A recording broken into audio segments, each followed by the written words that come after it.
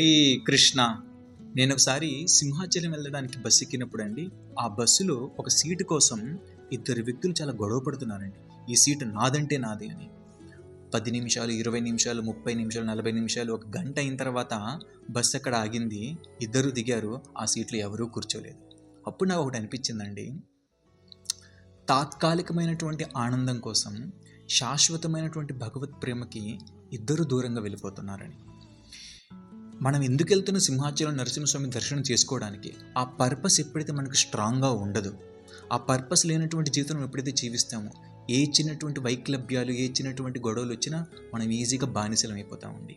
కాబట్టి మనం నేర్చుకోవాల్సింది ఏంటంటే, ముఖ్యంగా నేనేం నేర్చుకున్నానంటే, మన యొక్క చేసే ప్రతి పనికి ఒక పర్పస్ ముఖ్యంగా ఉండాలి. నేను భగవద్ దర్శనానికి వెళ్తున్నానని. సెకండ్, తాత్కాలికమైనటువంటి ఆనందాల కోసం శాశ్వతమైనటువంటి భగవత్ ప్రేమకు దూరంగా వెళ్ళిపోకూడదండి. హరే కృష్ణ.